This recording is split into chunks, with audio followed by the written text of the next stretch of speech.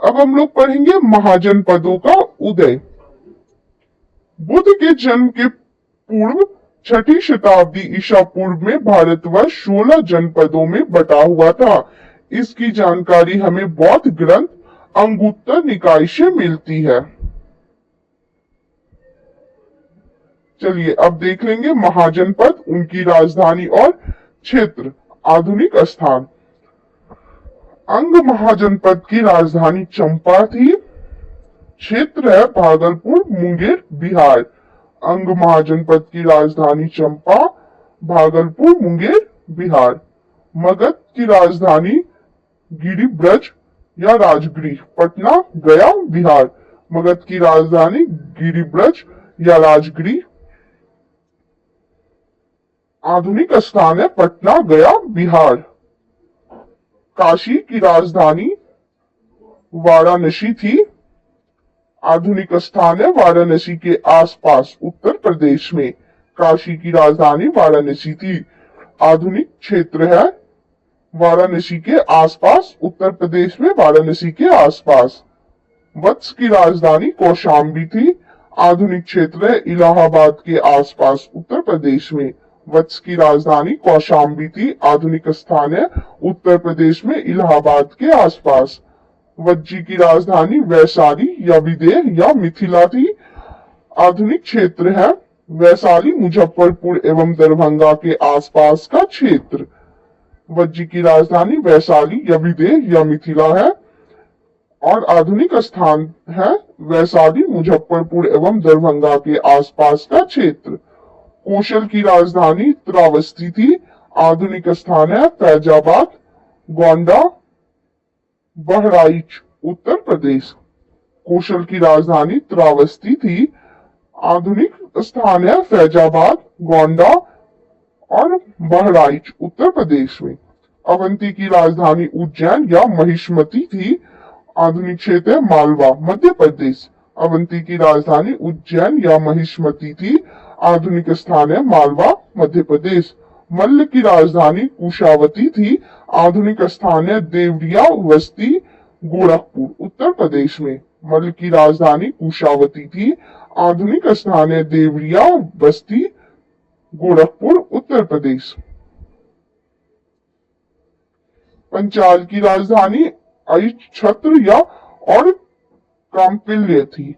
आधुनिक स्थान है बरेली, बदायूं, फर्रुखाबाद, उत्तर प्रदेश।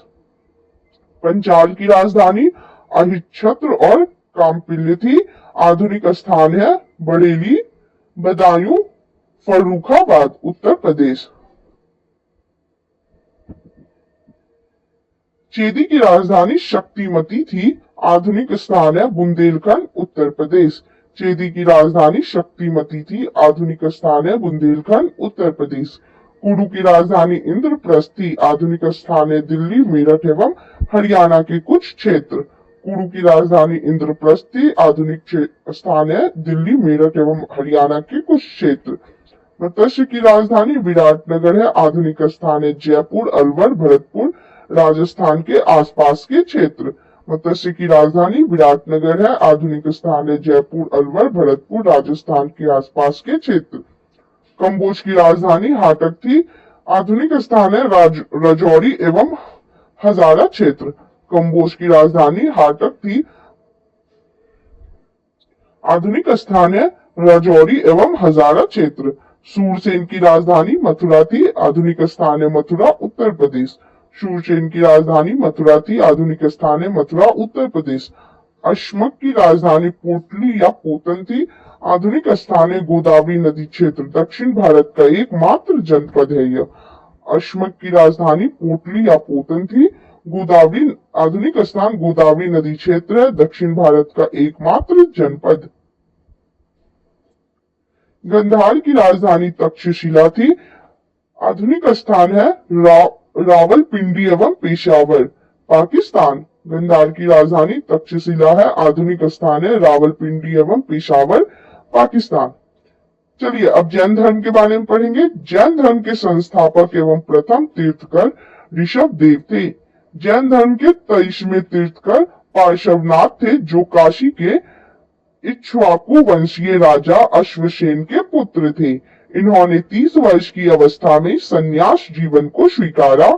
इनके द्वारा दी गई शिक्षा थी हिंसा न करना, सदा सत्य बोलना, चोरी न करना तथा संपत्ति न रखना। महावीर स्वामी जैन धर्म के 24वें एवं अंतिम तीर्थकर हुए। महावीर का जन्म 540 ईसा पूर्व में कुंडग्राम वैशाली में हुआ था। इनके पिता सिद्धार्थ ज्ञात्रिक कुल के सरदार थे और माता त्रिशला लिच्छवी राजा चेटक की बहन थी। महावीर की पत्नी का नाम यशोदा एवं पुत्री का नाम अनुजा प्रियदर्शनी था। महावीर के बचपन का नाम वर्धमान था। इन्होंने 30 वर्ष की उम्र में माता पिता की मृत्यु के पश्चात अपने बड़े भाई नंदी वर्धन से अनुमति लेकर संन्यास जीवन को स्वीकारा था। 12 वर्षों की कठिन तपस्या के बाद महावीर को ज्रिमविक के समीप रिजुपालिका नदी के तट पर शाल वृक्ष के नीचे तपस्या करते हुए संपूर्ण ज्ञान का बोध हुआ। इसी समय से महावीर जीन यानी विजेता, अरहत यानी पूज्य और निर्गंध यानी बंधनहीन कहलाए।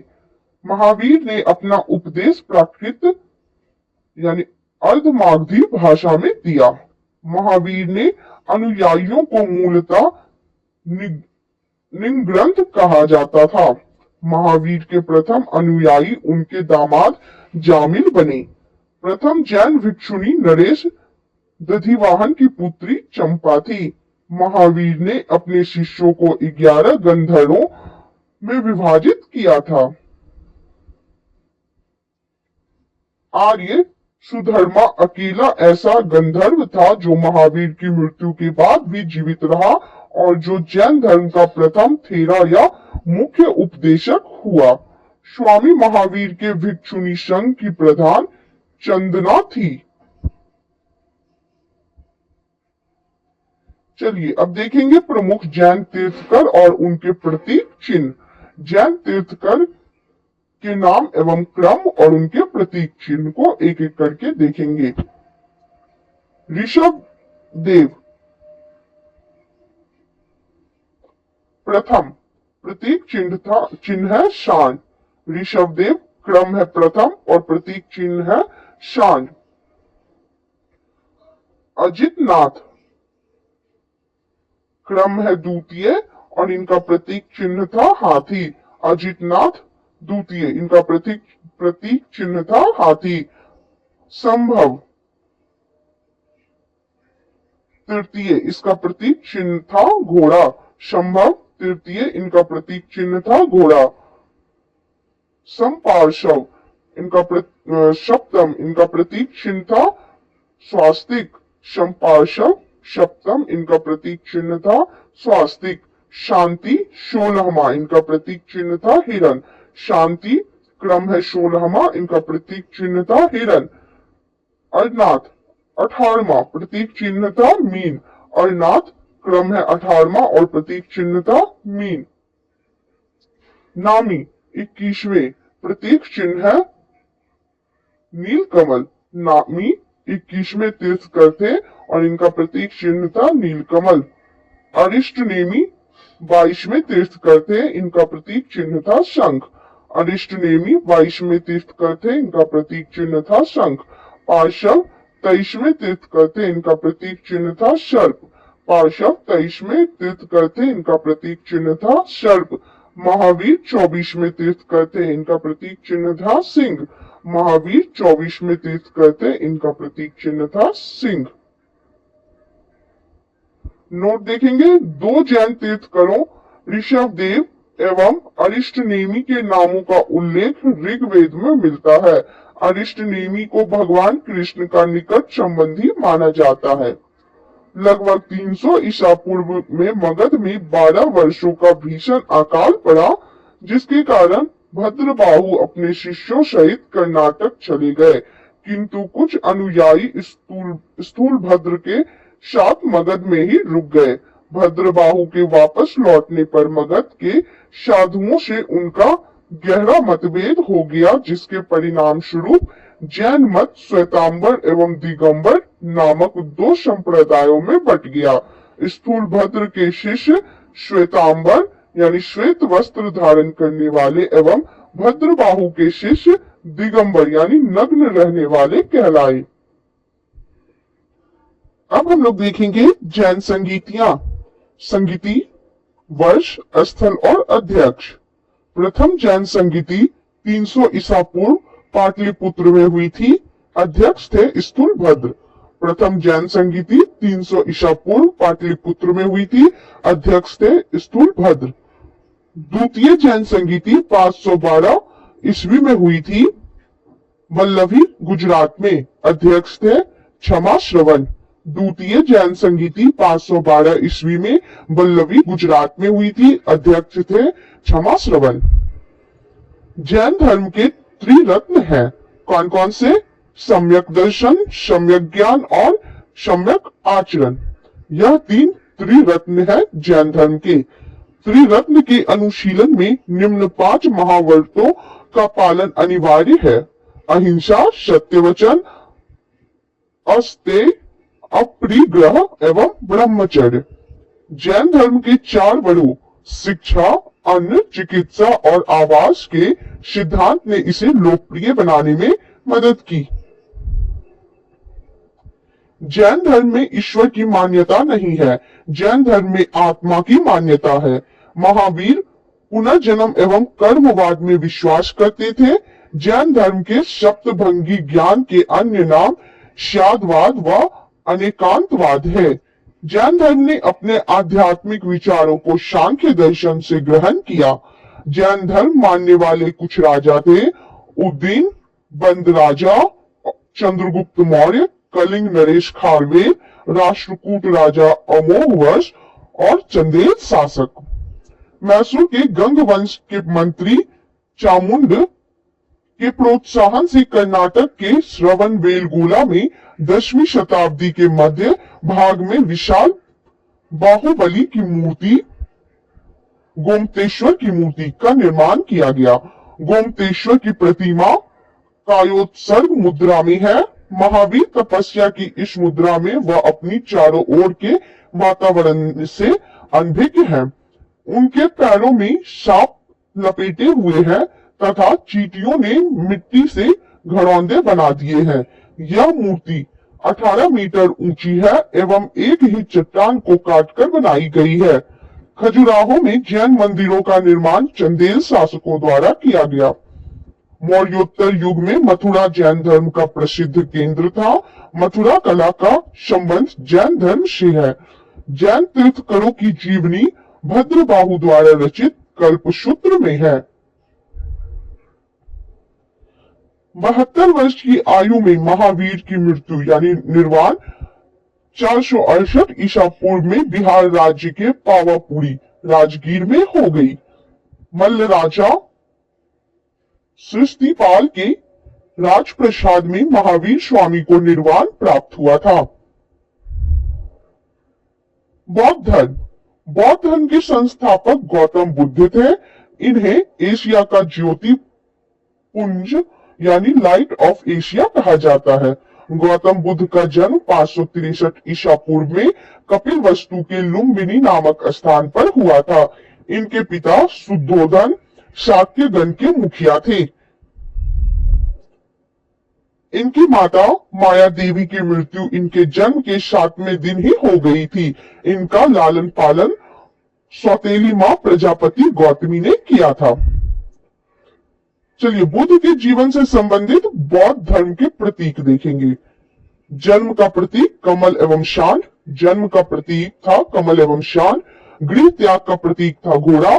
गृह त्याग का प्रतीक था घोड़ा। ज्ञान का प्रतीक था पीपल बोधि वृक्ष। ज्ञान का प्रतीक था पीपल बोधि वृक्ष। प्रथम उपदेश का प्रतीक था चक्र। प्रथम उपदेश का प्रतीक चक्र। निर्वाण का प्रतीक पद चिन्ह। निर्वाण का प्रतीक पद चिन्ह और मृत्यु का प्रतीक स्तूप। मृत्यु का प्रतीक स्तूप। इनके बचपन का नाम सिद्धार्थ था। गौतम बुद्ध का विवाह 16 वर्ष की अवस्था में यशोधरा के साथ हुआ। इनके पुत्र का नाम राहुल था। सिद्धार्थ जब कपिल वस्तु की सैर पर निकले तो उन्होंने निम्न 4 दृश्यों को कर्मशः देखा। सबसे पहले बूढ़ा व्यक्ति, फिर उन्होंने एक बीमार व्यक्ति देखा, फिर उन्होंने एक शव और अंत में उन्होंने एक सन्यासी को देखा। सांसारिक समस्याओं से व्यतीत होकर सिद्धार्थ ने 29 वर्ष की अवस्था में गृह त्याग किया, जिसे बौद्ध धर्म में महाविनिष्क्रमण कहा गया है। गृह त्याग करने के बाद सिद्धार्थ यानी बुद्ध ने वैशाली के आला रतलाम के सांख्य दर्शन की शिक्षा ग्रहण की। आला रतलाम सिद्धार्थ के प्रथम गुरु हुए, जिससे उन्होंने शून्य का ज्ञान प्राप्त किया। आला रतलाम के बाद सिद्धार्थ ने राजगीर के रुद्र कराम पुत्र से शिक्षा ग्रहण की, जिससे उन्होंने योग का ज्ञान प्राप्त किया। उरुवेला में सिद्धार्थ को कौंडिन्य, वप्पा, भादिया, महानामा एवं अशागी नामक 5 साधक मिले। बिना अन्न जल ग्रहण किए 6 वर्ष की कठिन तपस्या के बाद 35 वर्ष की आयु में वैशाख की पूर्णिमा की रात निरंजना यानी फल्गु नदी के किनारे पीपल वृक्ष के नीचे सिद्धार्थ को ज्ञान प्राप्त हुआ। ज्ञान प्राप्ति के बाद सिद्धार्थ बुद्ध के नाम से जाने गए। वह स्थान बोधगया कहलाया। बुद्ध ने अपना प्रथम उपदेश सारनाथ ऋषिपत्तनम में दिया, जिसे बौद्ध ग्रंथों में धर्म चक्र प्रवर्तन कहा गया है। बुद्ध ने अपने उपदेश जनसाधारण की भाषा पाली में दिए। बुद्ध ने अपने उपदेश कौशल, वैशाली, कौशांबी व अन्य राजाओं में दिए। सर्वाधिक उपदेश कौशल देश की राजधानी श्रावस्ती में उन्होंने दिया। इनके प्रमुख अनुयायी शासक थे बिंबिसार, प्रसेनजीत व उदयन। अद्भुत भारत लेखक एएल वाशम के अनुसार 49 दिनों की तपस्या के बाद बुद्ध को ज्ञान की प्राप्ति हुई थी। बुद्ध की मृत्यु 80 वर्ष की अवस्था में 483 ईसा पूर्व में कुशीनारा, देवरिया, उत्तर प्रदेश में चुंद द्वारा अर्पित भोजन करने के बाद हो गई, जिसे बौद्ध धर्म में महापरिनिर्वाण कहा गया है। मल्लों ने अत्यंत सम्मान पूर्वक बुद्ध का अंत्येष्टि संस्कार किया। एक अनुश्रुति के अनुसार मृत्यु के बाद बुद्ध के शरीर के अवशेषों को 8 भागों में बांटकर उन पर 8 स्तूपों का निर्माण कराया गया। बुद्ध के जन्म एवं मृत्यु की तिथि को चीनी परंपरा के कैंटोन अभिलेख के आधार पर निश्चित किया गया है। बौद्ध धर्म के बारे में हमें विशद ज्ञान त्रिपिटक, विनय पिटक, सूत्र पिटक व अभिधम्म पिटक से प्राप्त होता है। तीनों पिटकों की भाषा पाली है। थेरवाद मत की पाली त्रिपिटक सबसे पुराना है। सूत्र पिटक में बुद्ध के धार्मिक सिद्धांतों को संवाद के रूप में संकलित किया गया है। विनय पिटक में संघ के भिक्षु एवं भिक्षुणी के लिए बनाए गए नियमों का संग्रह किया गया है और इसमें संघ के अनुशासन के तोड़ने पर किए जाने वाले प्रायश्चितों की सूची भी दी गई है। अभिधम्म पीटक में सूत्र पीटक में वर्णित सिद्धांतों के सुव्यवस्थित अनुशीलन के लिए आवश्यक सूचियों के सारांश तथा प्रश्नोत्तरी का समावेश किया गया है। नोट पढ़ेंगे। पाली त्रिपिटकों को पहली शताब्दी ईसा पूर्व में श्रीलंका के शासक वत्तगामिनी की देखरेख में पहली बार लिपिबद्ध किया गया। सूत्र पिटक के 5 निकाय है। दीर्घ निकाय, मध्यम निकाय, संयुक्त निकाय, अंगुत्तर निकाय और खुद्दक निकाय। बुद्ध के पूर्व जन्मों से जुड़ी जातक कथाएं खुद्दक निकाय की 15 पुस्तकों में से एक है। खुद्दक निकाय में धम्मपद नैतिक उपदेशों का पदात्मक संकलन, थेर गाथा बौद्ध भिक्षुओं का गीत और थेरी गाथा बौद्ध भिक्षुणियों की गीत है। बौद्ध धर्म मूलतः अनिश्वरवादी है। इसमें आत्मा की परिकल्पना भी नहीं है। बौद्ध धर्म में पुनर्जन्म की मान्यता है। तृष्णा को छिन्न हो जाने की अवस्था को ही बुद्ध ने निर्वाण कहा है। विश्व दुखों से भरा है, यह सिद्धांत बुद्ध ने उपनिषद से लिया। बुद्ध के अनुयायी दो भागों में विभाजित है, भिक्षुक और उपासक। भिक्षुक बौद्ध धर्म के प्रचार के लिए जिन्होंने संन्यास ग्रहण किया उन्हें भिक्षुक कहा गया, और उपासक कौन होते हैं? गृहस्थ जीवन व्यतीत करते हुए बौद्ध धर्म अपनाने वालों को उपासक कहा गया। बौद्ध संघ में सम्मिलित होने के लिए न्यूनतम आयु सीमा 15 वर्ष थी। बौद्ध संघ में प्रविष्टि होने को उपसंपदा कहा जाता था। बौद्ध धर्म के त्रिरत्न है बुद्ध, धम्म एवं संघ। चलिए अब देखेंगे बौद्ध सभाएं के बारे में। सभा, समय, स्थान, अध्यक्ष और शासनकाल। प्रथम बौद्ध संगीति 483 ईसा पूर्व में राजगृह में हुआ, जिसके अध्यक्ष थे महाकश्यप, और यह अजात शत्रु के शासनकाल में हुआ। प्रथम बौद्ध संगीति 483 ईसा पूर्व में राजगृह में हुआ, अध्यक्ष थे महाकश्यप, और यह अजात शत्रु के शासनकाल में हुआ। द्वितीय बौद्ध संगीति 383 ईसा पूर्व में वैशाली में हुआ, अध्यक्ष थे सवाकामी, और कालाशोक के शासनकाल में हुआ। द्वितीय बौद्ध संगीति 383 ईसा पूर्व में वैशाली में हुआ, अध्यक्ष थे सवाकामी, और यह कालाशोक के शासनकाल में हुआ। तृतीय बौद्ध संगीति 250 ईसा पूर्व में पाटलिपुत्र में हुआ, अध्यक्ष थे मोगलीपुत्र तिश, और यह अशोक के शासनकाल में हुआ। तृतीय बौद्ध संगीति 250 ईसा पूर्व में पाटलिपुत्र में हुआ, अध्यक्ष थे मोगलीपुत्र तिश, और यह अशोक के शासनकाल में हुआ। चतुर्थ बौद्ध संगीति 98 ईसा पूर्व में 98 ईस्वी कुंडलवन व सुमित्र और अश्वघोष इसके अध्यक्ष थे, और यह कनिष्क के शासनकाल में हुआ। चतुर्थ बौद्ध संगीति 98 ईस्वी में कुंडलवन में हुआ, इसके अध्यक्ष वसुमित्र और अश्वघोष थे, यह कनिष्क के शासनकाल में हुआ। चतुर्थ बौद्ध संगीति के बाद बौद्ध धर्म दो भागों हीनयान एवं महायान में विभाजित हो गया। बौद्ध धर्म के महायान संप्रदाय का आदर्श बोधिसत्व है। बोधिसत्व दूसरे के कल्याण को प्राथमिकता देते हुए अपने निर्वाण में विलंब करते हैं। हीनयान का आदर्श अरहत पद को प्राप्त करना है। जो व्यक्ति अपनी साधन से निर्वाण की प्राप्ति करते हैं उन्हें ही अरहत कहा जाता है। धार्मिक जुलूस का प्रारंभ सबसे पहले बौद्ध धर्म के द्वारा प्रारंभ किया गया। बौद्धों का सबसे पवित्र त्योहार वैशाख पूर्णिमा है, जिसे बुद्ध पूर्णिमा के नाम से जाना जाता है। इसका महत्व इसलिए है कि बुद्ध पूर्णिमा के ही दिन बुद्ध का जन्म, ज्ञान की प्राप्ति एवं महापरिनिर्वाण की प्राप्ति हुई। बुद्ध ने संसारिक दुखों के संबंध में 4 आर्य सत्यों का उपदेश दिया। ये है दुख, दुख समुदाय, दुख निरोध और दुख निरोधगामिनी प्रतिपदा। इन संसारिक दुखों से मुक्ति हेतु बुद्ध ने अष्टांगिक मार्ग की बात कही। ये साधन है सम्यक दृष्टि, सम्यक संकल्प, सम्यक वाणी, सम्यक कर्मांत, सम्यक आजीव, सम्यक व्यायाम, सम्यक स्मृति और सम्यक समाधि। बुद्ध के अनुसार अष्टांगिक मार्गों के पालन करने के उपरांत मनुष्य की भव तृष्णा नष्ट हो जाती है और उसे निर्वाण प्राप्त हो जाता है। निर्वाण बौद्ध धर्म का परम लक्ष्य है, जिसका अर्थ है दीपक का बुझ जाना, अर्थात जीवन मरण चक्र से मुक्त हो जाना। बुद्ध ने निर्वाण प्राप्ति को सरल बनाने के लिए निम्न 10 शीलों पर बल दिया। चलिए देखेंगे यह 10 शील कौन कौन से हैं।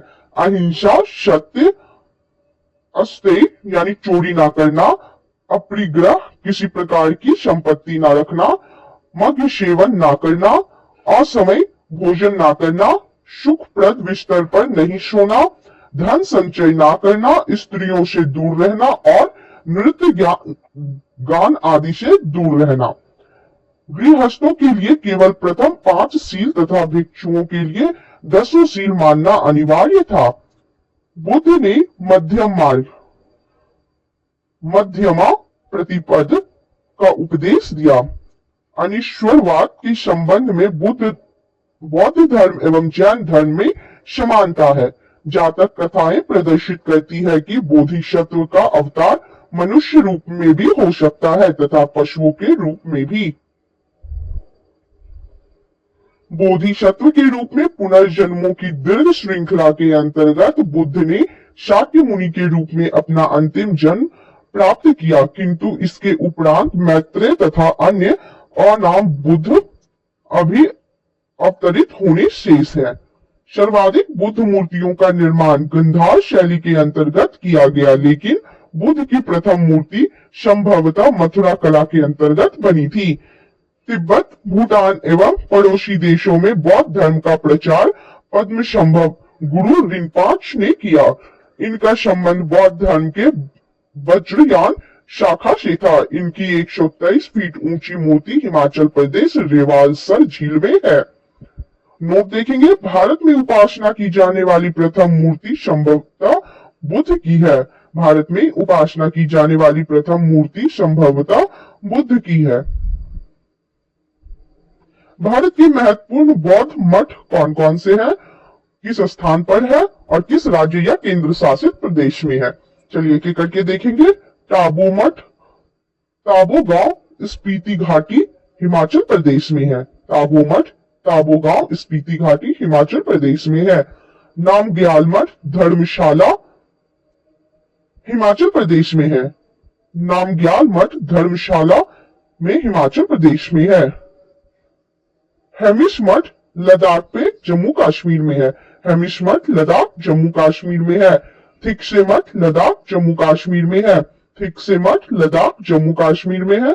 शाशुर मठ लाहौल स्पीति हिमाचल प्रदेश में है। शाशुर मठ लाहौल स्पीति हिमाचल प्रदेश में है। मिंड्रालिंग मठ देहरादून उत्तराखंड में है। मिंड्रालिंग मठ देहरादून उत्तराखंड में है। रूमटेक मठ गंगटोक सिक्किम में है। रूमटेक मठ गंगटोक सिक्किम में है। तवांग मठ अरुणाचल प्रदेश में। तवांग मठ अरुणाचल प्रदेश में है। नाम ड्रॉलिंग मठ मैसूर कर्नाटक में है। नाम ड्रॉलिंग मठ मैसूर कर्नाटक में है। और बोधि मंडा मठ बोधगया बिहार में है। बोधि मंडा मठ बोधगया बिहार में है। शैव धर्म भगवान शिव की पूजा करने वालों को शैव एवं शिव के से संबंधित धर्म को शैव धर्म कहा गया है। शिवलिंग उपासना का प्रारंभिक पुरातात्विक साक्ष्य हड़प्पा संस्कृति के अवशेषों से मिलता है। ऋग्वेद में शिव के लिए रुद्र नामक देवता का उल्लेख है। अथर्ववेद में शिव को भव, शर्व, पशुपति एवं भूपति कहा गया है। लिंग पूजा का पहला स्पष्ट वर्णन मत्स्य पुराण में मिलता है। महाभारत के अनुशासन पर्व से भी लिंग पूजा का वर्णन मिलता है। रुद्र के पत्नी के रूप में पार्वती का नाम तैत्तिरीय आरण्यक में मिलता है। शिव की पत्नी की सौम्य रूप है पद्मा, पार्वती, उमा, गौरी एवं भैरवी। वामन पुराण में शैव संप्रदाय की संख्या 4 बताई गई है। यह है पाशुपत, कपालिक, कालामुख और लिंगायत। पाशुपत संप्रदाय शैवों का सर्वाधिक प्राचीन संप्रदाय है। इसके संस्थापक लकुलिश थे, जिन्हें भगवान शिव ने 18 अवतारों में से एक माना जाता है। पशुपत संप्रदाय के अनुयायियों को पंचार्थिक कहा गया है। इस मत का प्रमुख सैद्धांतिक ग्रंथ पाशुपत सूत्र है। श्रीकर पंडित एक विख्यात पशुपत आचार्य थे। चलिए अब संप्रदाय और उनके संस्थापक देख लेंगे। आजीवक संप्रदाय के संस्थापक थे मखलीपुत्र गोशाल। आजीवक संप्रदाय के संस्थापक है मखलीपुत्र गोशाल। घोर अक्रियावादी संप्रदाय के संस्थापक है पूरन कश्यप। घोर अक्रियावादी संप्रदाय के संस्थापक है पूरन कश्यप। यदृच्छावाद के संस्थापक है आचार्य अजित। यदृच्छावाद के संस्थापक है आचार्य अजित। और भौतिकवादी संप्रदाय के संस्थापक है पकुत कच्चायन। भौतिकवादी संप्रदाय के संस्थापक हैं पकुत कच्चायन। कापालिक संप्रदाय के इष्ट देव भैरव थे। इस संप्रदाय का प्रमुख केंद्र श्रीशैल नामक स्थान है। चलिए एक और संप्रदाय के बारे में देखेंगे, अनिश्चयवादी संप्रदाय, जिसके संस्थापक हैं संजय विठलीपुत्र। अनिश्चयवादी संप्रदाय के संस्थापक है संजय विठलीपुत्र। नेक्स्ट पॉइंट देखेंगे, कालामुख संप्रदाय के अनुयायियों को शिव पुराण में महाव्रतधर कहा गया है। इस संप्रदाय के लोग नर कपाल में ही भोजन, जल तथा सुरापान करते हैं और साथ ही अपने शरीर पर चिता की भस्म मलते हैं। लिंगायत संप्रदाय दक्षिण में प्रचलित था, इन्हें जंगम भी कहा जाता था। इस संप्रदाय के लोग शिवलिंग की उपासना करते थे। शून्य संपादने लिंगायतों का मुख्य धार्मिक ग्रंथ है। वशव पुराण में लिंगायत संप्रदाय के प्रवर्तक अल्लाह प्रभु तथा उनके शिष्य वाशव को बताया गया है। इस संप्रदाय को वीरशैव संप्रदाय भी कहा जाता है। नोट, वासव व उनका भतीजा चन्ना वासव कर्नाटक के कलचुड़ी राजाओं के दरबार में रहते थे। जैनों के साथ कठिन संघर्ष के उपरांत उन्होंने अपने मत की स्थापना की थी। उन्होंने जाति प्रथा का कड़ा विरोध किया और उपवास, प्रतिभोज, तीर्थ यात्रा एवं बलि प्रथा को अस्वीकार किया। बाल विवाह का विरोध किया और विधवा विवाह की अनुमति दी। 10वीं शताब्दी में मत्स्येंद्रनाथ ने नाथ संप्रदाय की स्थापना की। इस संप्रदाय का व्यापक प्रचार प्रसार बाबा गोरखनाथ के समय में हुआ। गोरखनाथ ने वर्ण व्यवस्था तथा ब्राह्मणों के विशेषाधिकारों की आलोचना की। उनके द्वारा प्रतिपादित सिद्धांत को तंत्र कहा जाता है। इसकी सदस्यता बिना जाति भेद सबके लिए खुली थी। दक्षिण भारत में शैव धर्म चालुक्य, राष्ट्रकूट, पल्लव एवं चोलों के समय लोकप्रिय रहा। पल्लव काल में शैव धर्म का प्रचार प्रसार नायनारों द्वारा किया गया। नायनार संतों की संख्या 63 बताई गई है, जिनमें अपार, तिरुज्ञान, शंबंदर एवं सुंदर मूर्ति आदि के नाम उल्लेखनीय है। नोट देखेंगे पशुपतिनाथ मंदिर के बारे में। नेपाल की राजधानी काठमांडू से 3 किलोमीटर उत्तर पश्चिमी में बागमती नदी के किनारे देव पाटन गांव में स्थित एक शिव मंदिर है। नेपाल के धर्मनिरपेक्ष राष्ट्र बनने से पहले यह मंदिर राष्ट्रीय देवता भगवान पशुपतिनाथ का मुख्य निवास माना जाता था। इस मंदिर परिसर को सन 1979 में यूनेस्को विश्व सांस्कृतिक विरासत स्थल के रूप में सूचीबद्ध किया गया। मुख्य मंदिर का निर्माण वास्तुकला की नेपाली पैगोडा शैली में हुआ है। एलोरा के प्रसिद्ध कैलाश मंदिर का निर्माण राष्ट्रकूटों ने करवाया। चोल शासक राजराज प्रथम ने तंजौर में प्रसिद्ध राजराजेश्वर शैव मंदिर का निर्माण करवाया, जिसे बृहदेश्वर मंदिर के नाम से भी जाना जाता है। कुषाण शासकों की मुद्राओं पर शिव एवं नंदी का एक साथ अंकन प्राप्त होता है। चलिए अब देखते हैं वैष्णव धर्म के बारे में। वैष्णव धर्म के विषय में प्रारंभिक जानकारी उपनिषदों से मिलती है। इसका विकास भगवत धर्म से हुआ। नारायण के पूजक मूलतः पंचरात्र कहे जाते थे। वैष्णव धर्म के प्रवर्तक कृष्ण थे, जो वृषण कबीले के थे और जिनका निवास स्थान मथुरा था। कृष्ण का उल्लेख सर्वप्रथम छांदोग्य उपनिषद में देवकी पुत्र और अंगिरस के शिष्य के रूप में हुआ है। वासुदेव कृष्ण का सबसे प्रारंभिक अभिलेखीय उल्लेख बेशनगर स्तंभ अभिलेख में पाया गया है। विष्णु के 10 अवतारों का उल्लेख मत्स्य पुराण में मिलता है। 10 अवतार इस प्रकार है: मत्स्य, कूर्म, वराह, नृसिंह, वामन, परशुराम, राम, बलराम, बुद्ध एवं कल्कि। गुप्त काल में विष्णु का वराह अवतार सर्वाधिक प्रसिद्ध था। वैष्णव धर्म में ईश्वर को प्राप्त करने के लिए सर्वाधिक महत्व भक्ति को दिया गया है। नोट, भगवान विष्णु के सुदर्शन चक्र में 6 तीलियां हैं। भगवान विष्णु के सुदर्शन चक्र में 6 तीलियां हैं। अब देखेंगे हम लोग प्रमुख संप्रदाय, उनके मत एवं आचार्य। वैष्णव संप्रदाय का मत है विशिष्टता द्वैत, इसके आचार्य है रामानुज। वैष्णव संप्रदाय का मत है विशिष्टता द्वैत, आचार्य है रामानुज। ब्रह्म संप्रदाय का मत है द्वैत, इसके आचार्य है आनंदती। ब्रह्म संप्रदाय का मत है द्वैत, इसके आचार्य है आनंद तीर्थ। रुद्र संप्रदाय का मत है शुद्धता द्वैत, इसके आचार्य है वल्लभाचार्य। रुद्र संप्रदाय का मत है शुद्ध द्वैत, इसके आचार्य है वल्लभाचार्य। शनक संप्रदाय का मत है द्वैता द्वैत, इसके आचार्य है निम्बार्क। शनक संप्रदाय का मत है द्वैता द्वैत, इसके आचार्य है निम्बार्क। प्रमुख संप्रदाय, संस्थापक एवं पुस्तक, चलिए देखते हैं। बड़करी के संस्थापक नामदेव है। बड़करी संप्रदाय के संस्थापक थे नामदेव। श्री वैष्णव संप्रदाय के संस्थापक थे रामानुज। पुस्तक है ब्रह्मसूत्र। श्री वैष्णव संप्रदाय के संस्थापक रामानुज थे। पुस्तक है ब्रह्मसूत्र। परमार्थ के संस्थापक रामदास थे। पुस्तक है दासबोध। परमार्थ के संस्थापक रामदास थे। पुस्तक है दासबोध। राम भक्त के संस्थापक रामानंद थे। पुस्तक है अध्यात्म रामायण। राम भक्त संप्रदाय के संस्थापक रामानंद थे। पुस्तक है अध्यात्म रामायण।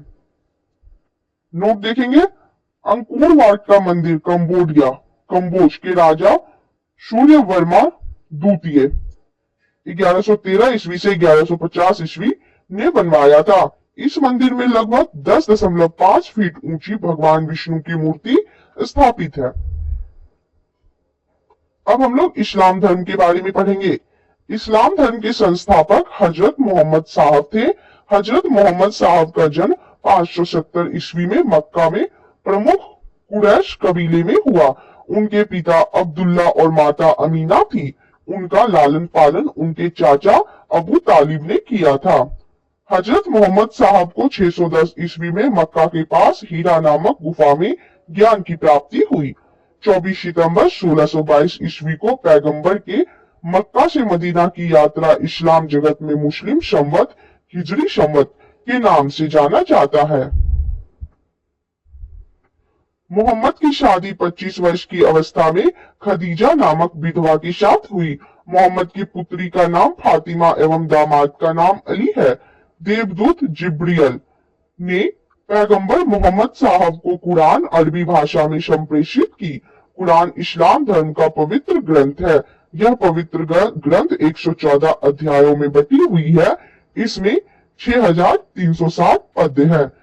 पैगंबर मोहम्मद साहब ने कुरान की शिक्षाओं का उपदेश दिया। हजरत मोहम्मद साहब की मृत्यु 8 जून 632 ईस्वी को हुई। इन्हें मदीना में दफनाया गया। मोहम्मद साहब की मृत्यु के बाद इस्लाम सुन्नी तथा शिया नामक 2 पंथों में विभाजित हो गया। सुन्नी उन्हें कहते हैं जो सुन्ना में विश्वास करते हैं।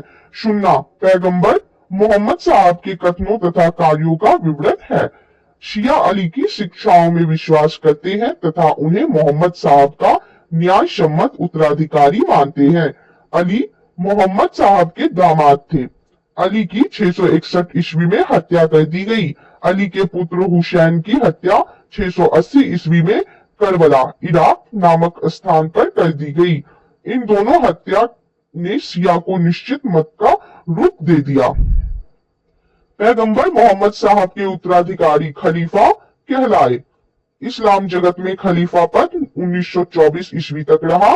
1924 ईस्वी में इसे तुर्की के शासक मुस्तफा कमाल पाशा ने समाप्त कर दिया।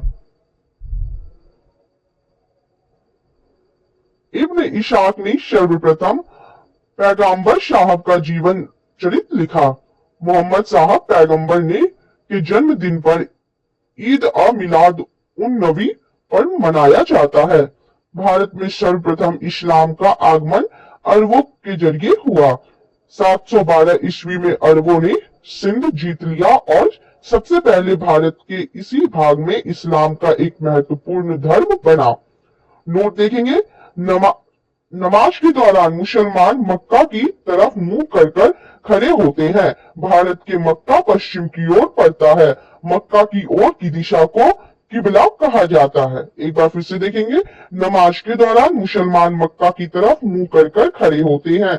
भारत से मक्का पश्चिम की ओर पड़ता है। मक्का की ओर की दिशा को किबला कहा जाता है। ईसाई धर्म। ईसाई धर्म के संस्थापक ईसा मसीह है। वह प्रमुख ग्रंथ बाइबल है। ईसा मसीह का जन्म जेरूशलेम के निकट बैथलेहम नामक स्थान पर हुआ था। ईसा के जन्म दिवस को क्रिसमस के रूप में मनाया जाता है। ईसा मसीह के माता का नाम मैरी और पिता का नाम जोसेफ है। ईसा ने अपने जीवन के प्रथम 30 वर्ष एक बढ़ई के रूप में बेथलेहम के निकट नाजरेथ इज़राइल में बिताए। ईसा मसीह के प्रथम 2 शिष्य हैं, एंड्रूस एवं पीटर। ईसा मसीह को शूली पर रोमन गवर्नर पोंटियस ने चढ़ाया। ईसा मसीह को 33 ईस्वी में सूली पर चढ़ाया गया। ईसाई धर्म का सबसे पवित्र चिन्ह क्रॉस है। ईसाई तृत्व में विश्वास रखते हैं। वे हैं ईश्वर पिता, ईश्वर पुत्र, ईसा, ईश्वर पवित्र आत्मा।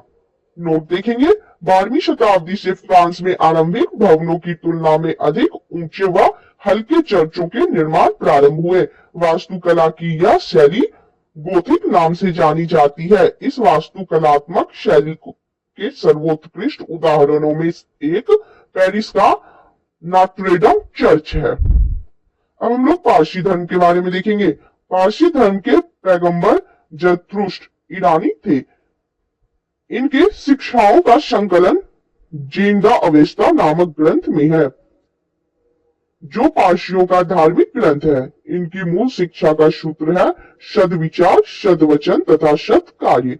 इसके अनुयायी एक ईश्वर अहुर को मानते हैं। इस धर्म के अनुयायियों को अग्नि पूजक भी कहा जाता है।